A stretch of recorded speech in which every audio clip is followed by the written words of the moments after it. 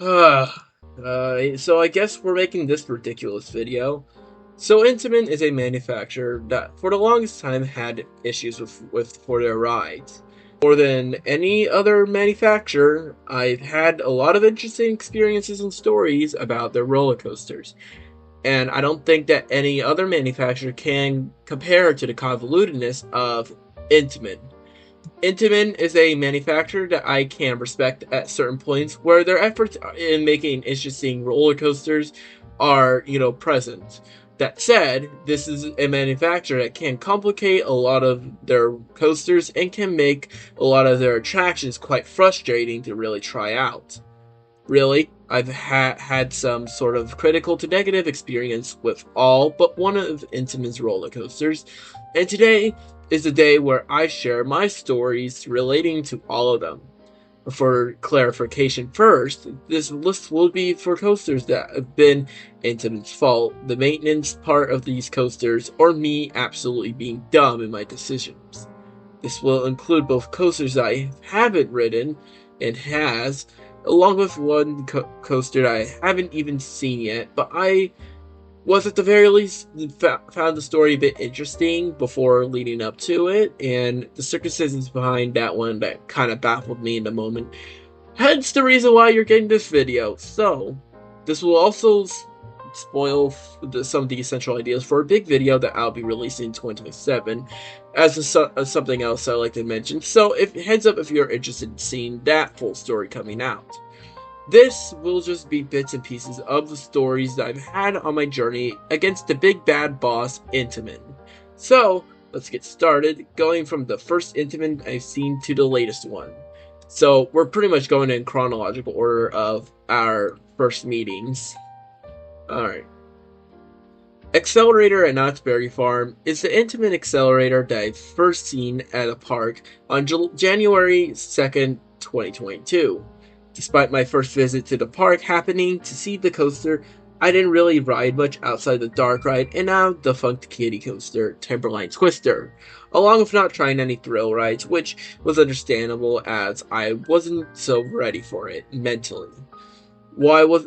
Despite this, I was anticipating this roller coaster during my second visit during Knott's Physics Day on March 7th, 2024. This was really rewarding to try out as, along with the coaster opening up, this was one of the first rides that saved my Knott's Berry Farm visit from being terrible back in March of 2024. During that visit, most of the time we didn't do rides given that most of them had ridiculous rates and that the group that I've chosen really didn't want to wait in long lines, which was understandable, although kind of disappointing for me. Xcelerator did have extended downtime, which sucked, but it benefited us in some way where we would have gotten to ride without much of a wait in the evening. And really, this first ride I was a bit more critical on compared to what I wanted to. In my original review, I claimed that Xcelerator had an amazing launch, something that was pretty much one of my favorite elements anywhere, but otherwise wasn't an experience that I was impressed in despite being my first hypercoaster. I didn't find the top hat notable, where I really couldn't see where the forces were in my first ride, and the overbanks were mainly about speed, through and through. If you don't know, I'm more of a person that's really interested in the well-roundedness of an attraction, based on the variety, frequency of forces, and the length of the coaster. While a punchy element may have some memorability to it, the overall layout is something that I would love to look over and see the many redeeming qualities that one roller coaster can offer when done right. So I was really critical of Xcelerator and pretty upset that this was the best that California got for so long, and the best I've had for a long time as well. Now, this coaster is one where many would rank it much higher for the state, and I can see the appeal of a launch that is intense and rare, getting people super excited. That said, it's fair to say that Xcelerator isn't really my type of layout, given that this is more about speed and acceleration of the launch, along with the prototype of the hydraulic launch coaster that would do great things later on for records and all that stuff for Intamin. It's also worth noting that this and a lot of other Intamin roller coasters on the list will suffer from a thing called high expectations, where so many other coasters were praised towards high standards that I felt like I wasn't either getting on that bandwagon or was missing out on its entirety. Regardless, I wouldn't say that this coaster was much of an issue outside of failing expectations for the best of the best. Which isn't a bad thing, as this is still a solid roller coaster with its own purpose. Hell, Xcelerator on my second ride in 2025 was one where I preferred the second to the first, with having good ejector airtime on the top hat along with the launch. So really, I was more appreciative of Xcelerator, since I think out of all the coasters here, this would be my second most positive experience out of them. At least until recently, which when we'll get to it. That said, the same cannot be said about the second one, which was more fortunate. Second Intamin roller coaster, that is. Superman Escape from Krypton at Six Flags Magic Mountain is notable for it being the California Intamin to try and break height and speed records using the prototype launch stators that were now referred to as linear synchronized motors, or LSMs.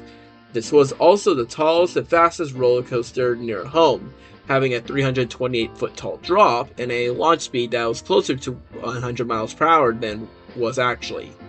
Even if the ride experience was barely anything in terms of elements, I was still curious in trying it out within my first 3 visits to the park on August 2nd, 2022, January 6th, 2024, and January 6th, 2025.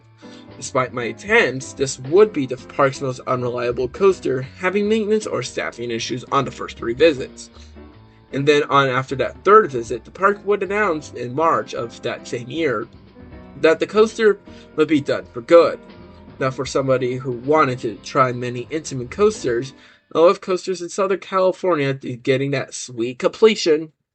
This was quite heartbreaking since one of Magic Mountain's icons was just cease operations after September 1st, 2024. This was also a rare model from Intamin, as 2 variants from the 1990s days with the old gen Intamin Freefall model. A pretty nuts treat to experience, I'll say. I don't really have much to say outside of this being the first instance of having their coasters closed and a good sign to what's to come. But let's just mostly take a break from that and go to one of the most stupid decisions I've made as an enthusiast. Hello, Universal Studios Islands of Adventures. So interestingly, I actually have been to Florida in 2022. If you actually remember that one time from the Diesel's Map Coaster video announcement or the honorable mentions of my top 30. So what happened on September 7th, 2022 was my stupid decision to want to go to Islands of Adventures and then chickening out on every ride at the park, because my anxiety of thinking about riding Velocicoaster and seeing that the intense elements might have been not as well expected and then went to my head. The fear that went far away for rides that aren't all that extreme because of the sensitive and low safety friendly signs that Universal posted everywhere. And I think that not just skipping Velocicoaster, but freaking Hagrid's was a crime in the enthusiast world that I think should have been prosecutable within itself. Skipping Velocicoaster is a regretful decision, since that would have definitely given me a new number 1. But at least it's more understandable given that I've never ridden a coaster up to that point with an inversions or as intense forces. Hagrid's was a less excusable one, as that was a family coaster to be on a similar level as Manta at Seaworld San Diego. So, I rode before going to Universal. It didn't really matter that the secret and spoiler heavy tricks seemed intimidating. I should have tried the coaster, since that could have been something different, something rewarding, something that I could have actually tolerated. Anything that would have actually, developed me as an enthusiast kinda got to my head and said, nope, I know this trick and I avoided it, which I think is the worst decision to make as an enthusiast, especially since it wasn't the moment that made me feel remorseful about my skips in 2022, for any of the roller coasters. As you know, for the entirety of 2022, I've skipped so many roller coasters because I was scared of it. And it wasn't Universal because it was like, and this was even after going to Six Flags, didn't do anything except Gold Rusher. Did not very far, didn't do anything except the other smaller rides. No, it took my visit to SeaWorld where I said, yeah, I was scared of Tidal Twister and I felt remorseful and all. But besides the tangent, I do believe that this would have started the curse of Intamin that I still have to this day. At least for the writing of the script. I don't know if I'm going to still be cursed once this video releases and all, but now you'll be asking, what are the symptoms for this curse? As that's the point I was trying to make, that I gained on this visit, but not for Xcelerator and Superman specifically. I believe that this curse was to suck my good will for the manufacturer, lowering my expectations to the point where I had to took stuff for granted at Universal. It would make sense that I set something off as Universal had thrown so much money towards these two great roller coasters, and I tried skipping those and everything else at the park because I was too scared. And metaphorically, in this hypothetical scenario, they are pissed at me, trying to execute these evil schemes that would kept me to me as the time as I'm writing this on June 30th, 2026. Apart from the ungratefulness of Xcelerator, let's look at another example of Phase 1 being with rides vastly inferior compared to the stuff at Universal, starting with my home park. Yes, the Intamin straddle coaster at my home park, being the first Intamin I rode. So, Arctic Rescue was interestingly first tried out on June 26, 2023. This was right after an exhausting flight from Colorado, where I hung out there for the week prior. Given that I only had 18 credits beforehand, this would actually become one of my favorite roller coasters by default, along with a coaster that I was quite glad to try. To give credit where it's due, this was a great first coaster from Intamin, given it teased a lot of capability as the track elements without being too intimidating or extreme for me, given that 2023 was during an era where I started to expand my taste for coasters after the treacherous 2022. That said, my distaste for the coaster came from when my bias towards my home park came into play, along with expecting the other two coasters I was missing at the time, Emperor and Electric Eel. You see, while this wasn't my least favorite coaster at the park, as I've hated Journey to Atlantis and found Tidal Twister to have less going on compared to Arctic Rescue, all the other three coasters had something more going on. From the perspective of me with more experience, there was much more character with coasters like Manta, Electric Eel, and Emperor that have more interesting forces and layouts. And it sucks that Arctic Rescue was pretty bland in comparison outside of the twisty turns that Arctic holds in solid launches that aren't the best or worst in the park. Furthermore, as I've gotten more experience with other parks, and I haven't been on a new Intamin since July 2024, as we'll get later on, I've seen SeaWorld San Diego to feel more mediocre and smaller in comparison, along with seeing the potential of the Intamin being so great that I brought up the thought of, hey, what if SeaWorld San Diego got something better than the Arctic Rescue from Intamin? Stuff like a hot racer or a normal multi-launch, or even some sort of inverted/wing coaster would have been sick for the park, that I would have been super excited to try for the park. Alas, we are probably not going to see something from Intamin at SeaWorld San Diego for a long time at least, especially with the prioritization for the entire chain, and that there are rumors of B&M airtime focused roller coasters as a part of the pass holders survey. So, I guess SeaWorld San Diego is getting something here, but I do wish that Intamin had a little bit more presence in the park, I think. But at the very least, I would have had more fun on Arctic Rescue compared to the next coaster that I'm going to have to apologize towards in advance. This is a coaster I know that many are very nostalgic for and are found to have given its relevance towards this park.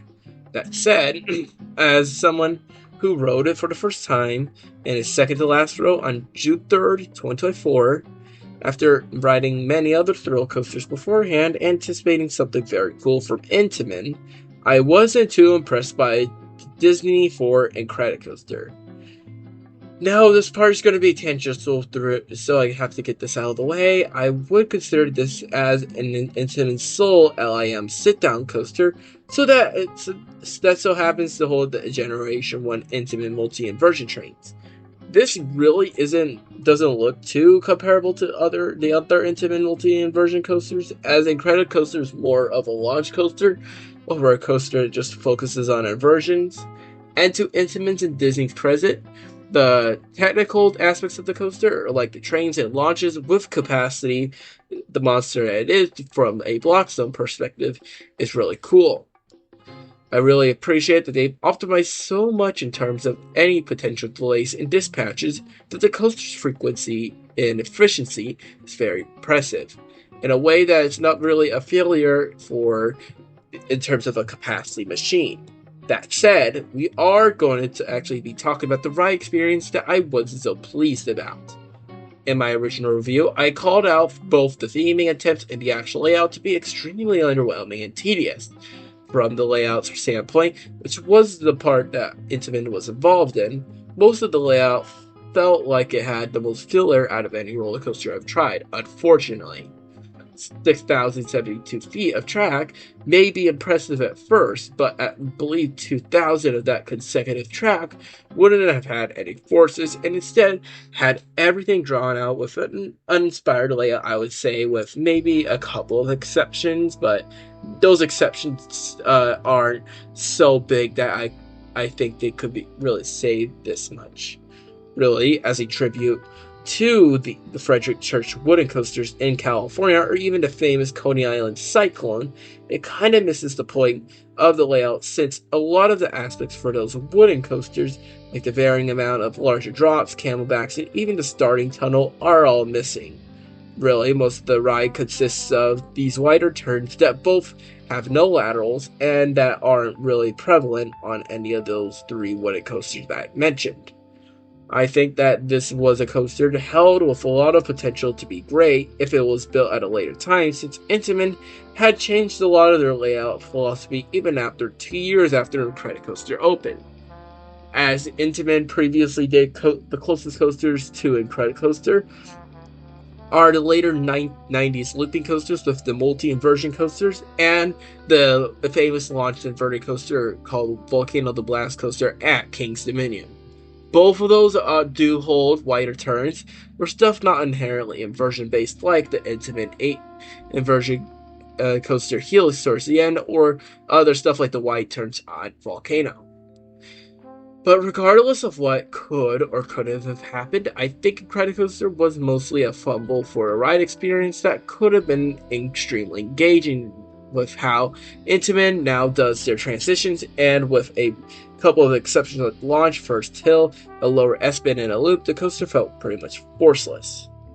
Alright, and then we get to Half Pipe at Elitch Gardens, the most recent new Intamin credit that I rode prior to the opening of Fast and Furious Hollywood Drift. Now, this coaster was one that I had a different side of the coin for different visits. In terms of the first visit would be the one where I tried out the coaster for the first time, giving me a pretty solid launch coaster for a U-shuttle coaster, filled with pretty forceful positives and nice launches with solid pull going sideways or backwards. It did have limitations as in the U-shuttle layout, along with discomfort from the rough potholes having their forces transferred to my shoulders. But overall, it was an experience that I was glad to try out. Sadly, this would be the last of Intamin that I would ride, at least on July 16, 2024.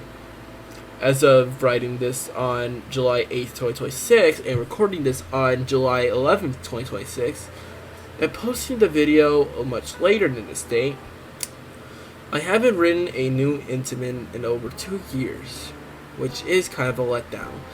when compared to every other manufacturer. For reference, since my sole ride on Half Pipe, I have tried new manufacturers like CCI, SNS, Togo, GV Unola, PTC, Kirsty Summers, Art Engineering, Aquatic Development, and SBF Visa. I've also experienced manufacturers that I haven't done in ages, like Vekoma, Aero, Weekend, and Wisdom. And I vastly improved my view on many manufacturers for coasters like Vekoma, B&M, Aero, Zamperla, Premier, Reverchon, ENF Manular, Weekend, and even Wisdom and CCI.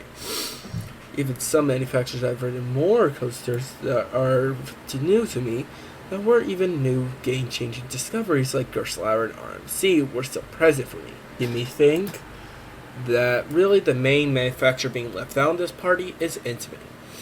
With more niche exceptions that aren't too relevant compared to Intamin, with the closest being Schwarzkopf and Morgan. Even then, neither really had the hype that Intamin's project had in terms of uniqueness and quality. Waiting 2 years for a manufacturer that I really want to try something new for their coasters kind of brought me sorrow. When you want to try something really unique and special, all to kind of blow up in your face, realizing that you can't really experience them with the success. This also kind of sucks as a general theme with not just the new potential credits for the next 2 years, but also Halfpipe 2 itself would occur to us in 2026 on Elitch's Gardens opening day on April 11, 2026, that being the coaster closures. Arguably, the most notorious thing about Intamin is the reliability, where the manufacturer's technology is so specific and really complex that caused issues with opening their coasters. I think that out of all the manufacturers I've experienced, this is the second worst in terms of reliability. First going to Skyline Attractions. I think that the reliability issue is what bothers me more than the ride quality of the past, since at least I got the chance to ride the coasters, gather my own opinions on those coasters, and got a chance to ride. And with this, plus the two big examples of 2025, are good cases as to what I mean.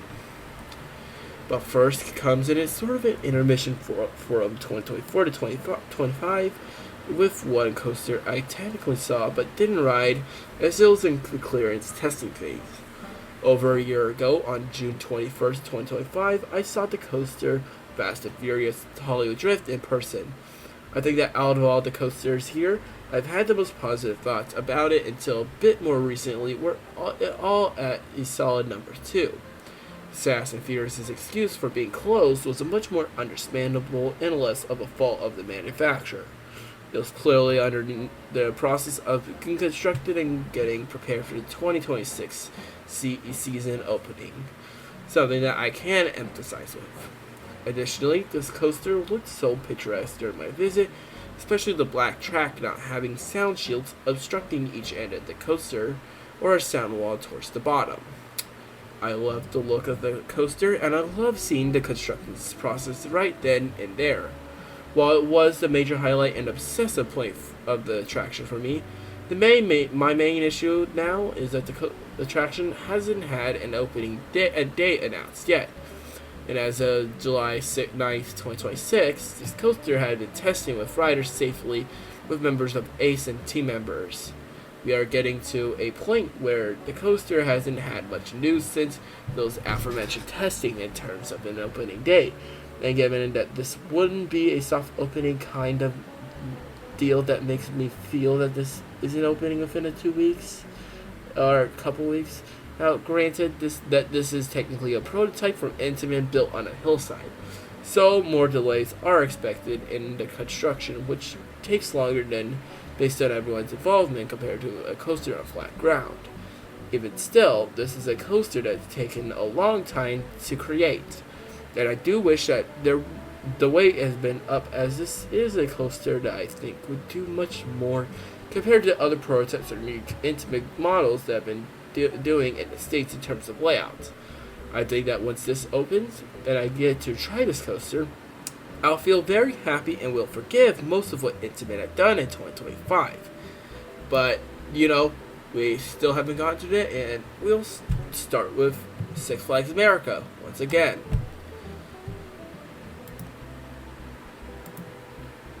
So, hello Superman.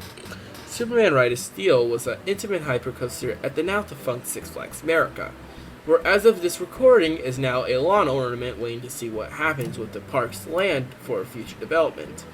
Now, besides going defunct, this is also a coaster that was closed on my visit to the park. This time, it was waiting for a park shipment after something happened a week before our visit on August 4th, 2025. Now, this was appealing as a potential first intimate hypercoaster focused on airtime. While it didn't seem to be perfect, it seemed to be a good contrast compared to the 3 California hypers back at home. Unfortunately, not only a temporarily closed, but also this coaster was about to go defunct. So this intimate hyper was actually going to be missed. Something that I was looking forward to doing. I was never really going to be back between August 4th to November 2nd, given that Maryland is across the country, and I was pretty unlikely to try any of the other Superman Intamin hypercoasters. Much less likely to go more north in the East Coast. Given my taste in roller coasters, I'm thinking that I'll be more interested in doing stuff like Hershey Park, Busch Gardens Williamsburg, Kings Dominion, Six Flags Over Georgia, and the Florida parks, due to the more unique collection of coasters over places like Six Flags Darien Lake or even Six Flags New England. They have a lot of more cloned coasters that I've already done, along with most of their coasters to not be as spectacular as expected. You see, I'm much more limited in traveling for parks, given that our budget for places isn't so big, where we can fly out for multiple days of a hotel. And if it does, it usually is much more limited. If we do trips like this, I want the places where I can maximize as much as I can for unique rides along with the overall quality. Darien Lake would likely be only for Superman for interest, which isn't as great as I could get. Then for New England, is a bit more better of a selection for roller coasters, but I would be mainly interested in trying Superman to Ride and Quantum Xcelerator at Six Flags New England, along with some of the curiosity for the custom rides at both parks, but I'm not that interested as both parks further south in comparison, okay? So, yes, it did suck to miss Superman, but at the very least was foreshadowed to be my most upsetting coaster I've seen so far for roller coasters. And that one is Hello, Kings Dominion Pantherian. So, 2 days later, after Six Flags America, I visited Kings Dominion for the first time. While I really liked the coaster lineup in comparison to most parks I visited, there was one glaring missing piece that I'd like to address. Pantherian was also closed during my visit, but the build-up to the visit helped contribute to my anticipation for the ride. Pantherian was shown to have many text cycles before visiting, where a lot of promise was shown for the coasters. The coasters closures for Superman and Batwing 2 days before also wanted me to really hope this would open up 3. Pantherian had the most light visible, as there was a lot of more testing and all that stuff. On the day of the visit, though, I showed less optimism for the coaster opening, as the first train was visibly on the cable lift before entering the park. Well, from a good distance too, because I saw it from the parking lot. This wasn't a good sign during the time, as I assumed that the cable might have had problems from the previous day, given it wasn't stored in any storage bay or station. Throughout the day, the coaster was never open at the gate was closed at the plaza, and this kind of upsetted me, as this was my most anticipated coaster at Kings Dominion, so I have never ridden a coaster like this that was such its scale, speed, and whippiness. As I further explored the park, I decided to try Racer 75 twice on the same side.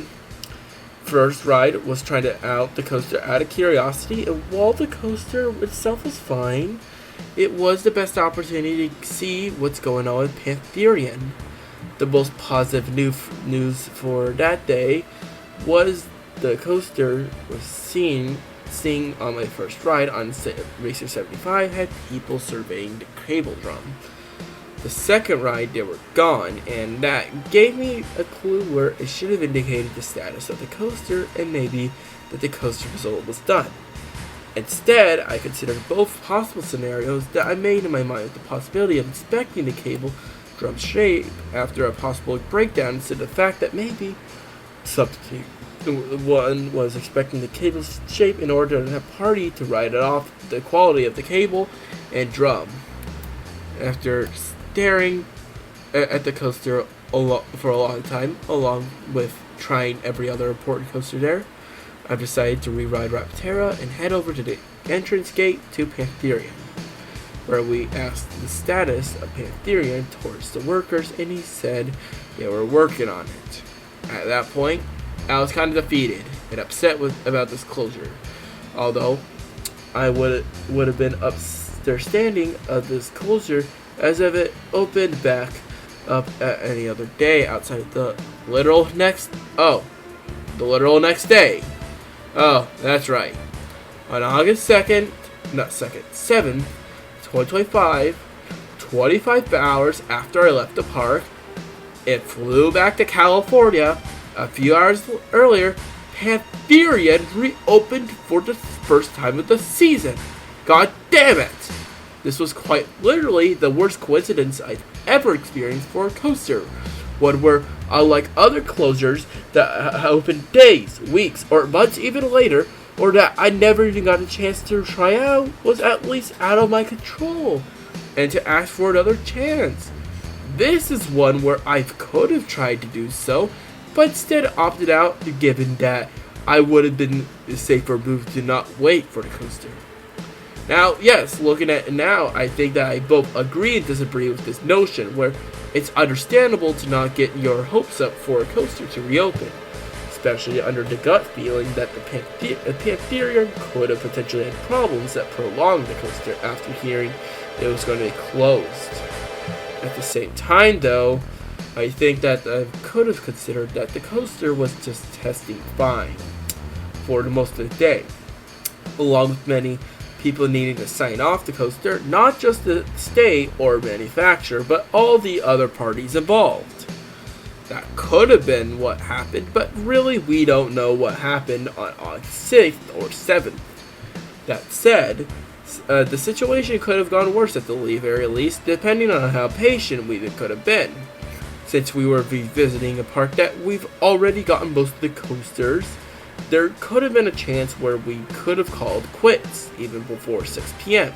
And honestly, that would have been the worst possible scenario for this coaster, so at least their saving grace was something that I was less shameful of. But regardless, this was my most anticipated coaster of the trip, and really sucked that out of both parks, their most interesting coasters were closed, thanks to both Intamin and the fact that Batwing came to its end of service late before I revisited, before I even got there.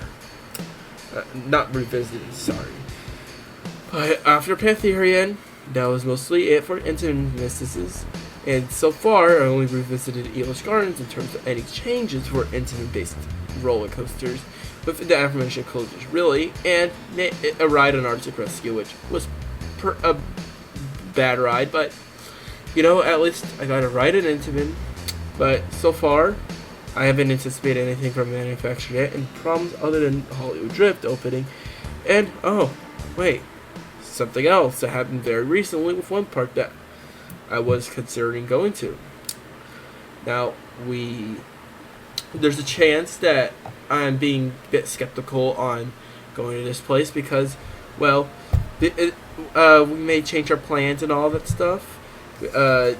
This script is getting a bit updated in terms of where we're going to go for amusement parks and all, and I'm not sure how feasible it is, but for a little context, there's an event that's where Fun Spot Atlanta is closing and I was very interested in trying out the Air Force One for the first time before it closes on August 2nd, 2026. That's less than a month away as of recording this video. Well, that park in itself is a whole nother situation that's quite big.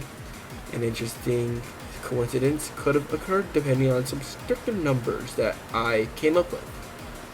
Hypothetically, during late June, I thought that if I did Hollywood Drift, all of Six Flags Over Georgia, and all of Fun Spot Atlanta, I could have perfectly gotten 100 credits, ending up with Air Force One as that final coaster.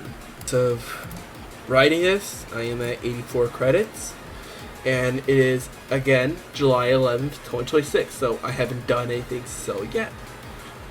In which this does leave 60 credits on the way. Actually, would have been perfectly to finally get that milestone that I've been anticipating getting over a year. But alas, things were too good to be true, because Intamin had to recall the spinning mechanism and gondolas for Georgia Gold Rusher, and closed the coaster for the 2026 season. This means that I would have to do it somewhere else to get that 100 perfect credits, and I've been willing to do it, or just leave it at 99 after Georgia choose something else that I was likely not have the control over, and it sucks, really. Air Force One seemed to be the best option for 100th due to a world-class coaster closing in less than a month. That having a bit crazy backstory towards where we could have gotten the announcement for the closer to park. And that was a story I was willing to, share, but now I'm still uncertain if this plan is going to happen. And even if it does, which I know I'm skeptical in doing, I know that I wouldn't get my perfect 100, but the point is that something silly happened right before trying to coordinate plans for something so amazingly coincidental. And really, my interest for Air Force One was quite high, and yeah, but our future. Let's not to say that all hope is lost. I'm thinking that this stupid exaggerated curse that I metaphorically made up for this video was a way that I think I kind of feel a bit more appreciative as an enthusiast. Now, yes, I had pretty much bad luck from 2022 to 2026.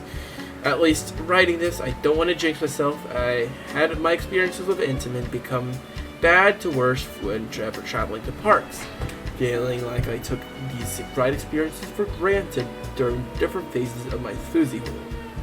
In 2022, I decided to avoid most rides because I was a blind chicken that hid instead of riding the freaking roller coaster. In 2024, I wasn't so happy with the ones I've done, wishing that I could have had something much better. Then in 2025, I probably had the worst coaster karma that I've experienced in a great year for coasters overall. And while 2026 has been so far slow for the parks, there is some good potential to do better, and that I include some stuff with Intamin as well. Apart from what we mentioned for future trips, I've been coordinating to go to Washington for Wildlands this year. If we decide to go up to 3 hours north to Playland, and then there's Thunderbolt, that seems pretty solid for an Intamin layout. Small, but solid. Then, from 6 months, will be my birthday, which I've been also coordinating with my family to go to Guatemala for the ITRA parts and all. This includes the star coaster of Guatemala being Avalancha, the Intamin 8 inversion coaster, which is something I'm very excited to do, as I haven't done any inversion-based layouts for Intamin, along with the fact that we've been researching this place for a very long time. I also had an alleged plan to go to Seaworld to Orlando. Not specifically Seaworld, no, there's no Intamin roller coasters. But if I do get high enough grades for the end of school, then we'll go try doing all the school SeaWorld and Universal parks, which are always fun. But Any other trips that may contain Intamin roller coasters may be discussed at a later date. Something that could happen as of right now. I mean, I probably wouldn't edit this video knowing where I'm probably going to go, but if I decide to go to a park with an Intamin, I'm pretty hyped for that, to be honest, and really, I'm looking forward to the future. It is a manufacturer that I think deserves my respect. I feel a bit apologetic for what happened in the past, and yeah, I know this is pretty much coincidental. I think all of these like stars aligned at some point, but you know, I at least appreciate that what I've done is what I've done, and trying others and trying these stuff for later is, you know, very cool. And with all of these mentioned, I am very excited to pursue all of these coasters, but we'll see what happens in the future. Hopefully everything goes well, and yeah, hopefully you enjoy this tangential side project, and I hope you tune in for videos later in the future. Alright, bye bye.